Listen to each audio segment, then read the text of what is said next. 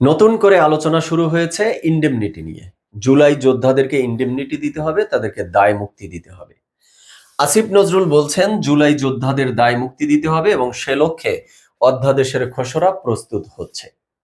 কিন্তু কথা হলো, এই আসিফ নজরুল বা ডক্টর ইউনূসদের অন্তর্বর্তীকালীন সরকারের আর মেয়াদ আছে সম্ভাব্য 1 মাসের মতো, যদি 12ই ফেব্রুয়ারিতে নির্বাচনটা ঠিকঠাক মতো হয়। তো এই সময়ে এসে তো এই সরকারের মূল ফোকাসে থাকা উচিত ছিল নির্বাচন, সুষ্ঠুভাবে যাতে নির্বাচনটা সম্পন্ন করা সম্ভব হয়।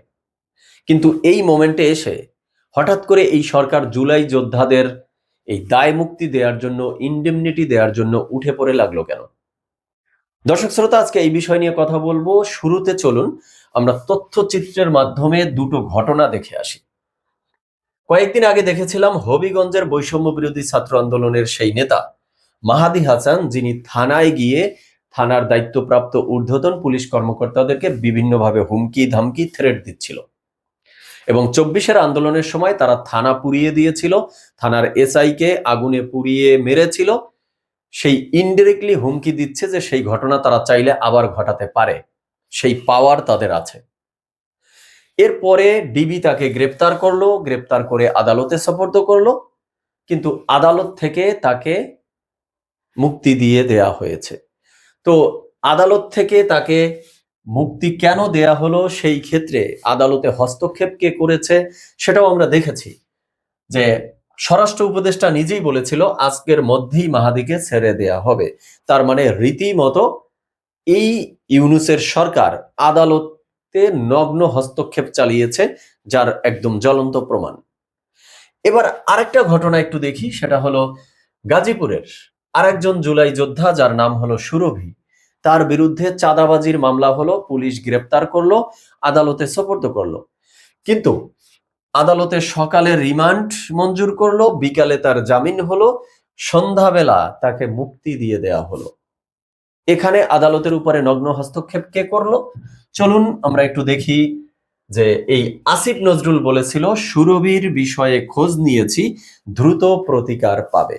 ওই ছিল সেই দ্রুত প্রতিকার।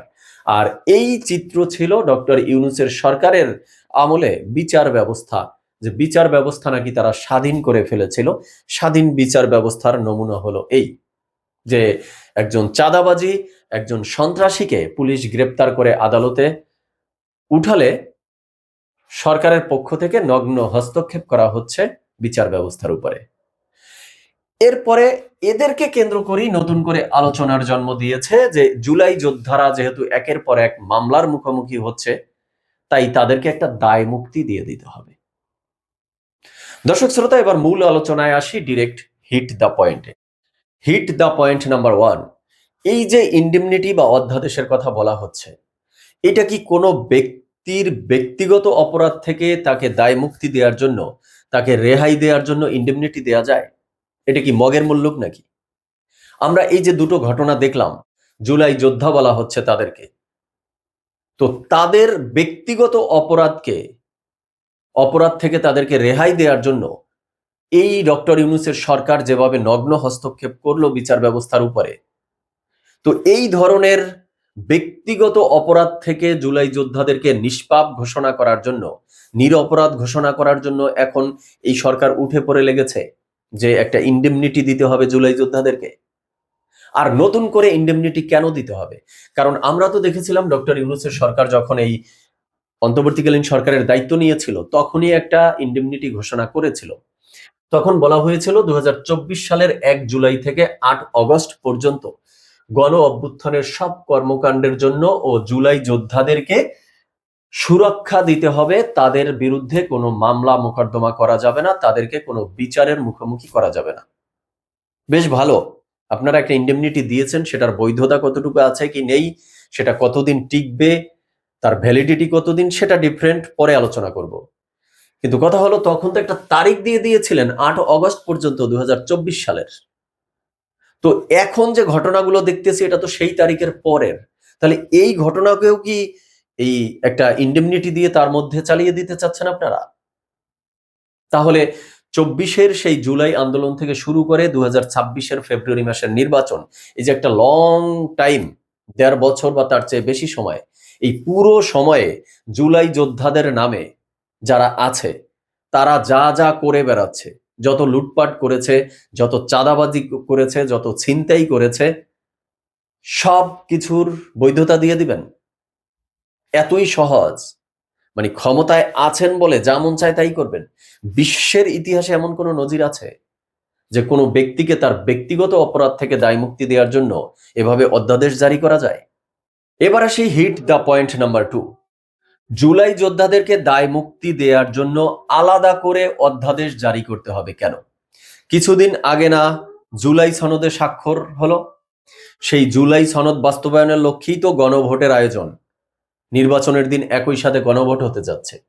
এই গণভোটে যদি হ্যাঁ জয়যুক্ত হয়, তাহলে পরবর্তী নির্বাচিত সরকারকে ওই জুলাই সনদে যেই প্রস্তাবগুলি আছে সেগুলোকে ইমপ্লিমেন্ট করতে হবে, তাই তো?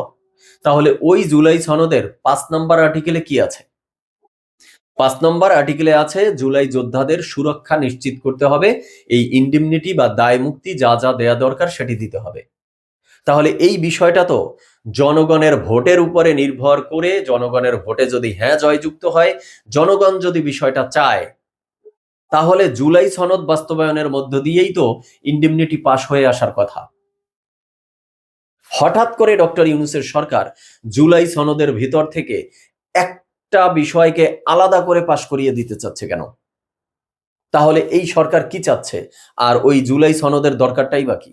তাহলে ওই জুলাই সনদ বাস্তবায়নের জন্য গণভোটের আয়োজন করারই বা দরকার কি? কারণ ডক্টর ইউনূসের সরকার তো ওই জুলাই সনদ থেকে একটা বিষয়ে আলাদা করে নিয়ে যাচ্ছে, আলাদা করে পাশ করানোর চেষ্টায় এখন উঠে পড়ে লেগেছে। তাহলে শেষ পর্যন্ত এসে কি এটা বলতে হবে যে ডক্টর ইউনূসের সরকার টের পেয়ে গেছে যে গণভোটে হ্যাঁ জয়যুক্ত হবে না, জুলাই সনদ কার্যকর হবে না, তাই জুলাই যোদ্ধাদেরকে একটা দায় মুক্তি দেওয়ার জন্য আগে থেকেই তারা ওই জুলাই সনদের শর্ত ভঙ্গ করে ফেলতেছে? এবার আসি last hit the point number 3। এই যে ইন্ডেমনিটি বা দায় মুক্তি দেওয়ার জন্য ডক্টর ইউনূসের সরকার উঠে পড়ে লেগেছে, এটির লংজিবিলিটি কতদিন? কতদিন টিকবে এই দায় মুক্তি?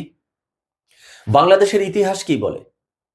বাংলাদেশের ইতিহাসে এর পূর্বেও অনেকবার এই ইন্ডেমনিটি বা দায় মুক্তির অধ্যাদেশ দেয়া হয়েছিল। 1971 সালের যুদ্ধের পর মুক্তিযোদ্ধাদের কৃতকর্ম যা যা ঘটেছে যুদ্ধকালীন সময়ে, সেখান থেকে তাদেরকে একটা দায় মুক্তি দেওয়া হয়েছিল। পরবর্তীতে 1975 সালে বঙ্গবন্ধু শেখ মুজিবুর রহমানের যে হত্যাকাণ্ড, এরপরে খন্দকার মোস্তাক এসে ইন্ডেমনিটি দিয়েছিল সেই বঙ্গবন্ধুর খুনিদের। জিয়াউর রহমান এসে সেটি আইনেও পরিণত করেছিল। বাট যখনই শেখ হাসিনার সরকার ক্ষমতায় আসতে পেরেছে, সেই ইন্ডেমনিটি বা অধ্যাদেশকে উচ্চ আদালতে তুললে উচ্চ আদালত অবৈধ ঘোষণা করেছিল এবং শেখ হাসিনার সরকার সেই মুজিবের খুনিদের যাদেরকে যেথায় যেই রাষ্ট্রে পেয়েছে নিয়ে এসে কিন্তু বিচারের কাঠগড়ায় ঠিকই দাঁড় করিয়েছিল। এরপরে 2002-3 সালের দিকে বিএনপির সরকার যে অপারেশন ক্লিন হার্ট চালিয়েছিল, সেই সময়েও একটা দায় মুক্তি বা এই ইন্ডেমনিটি দেওয়া হয়েছিল। বাট 2015 সালের দিকে শেখ হাসিনার সরকার সেই অধ্যাদেশ উচ্চ আদালতে তুললে উচ্চ আদালত অবৈধ ঘোষণা করেছিল।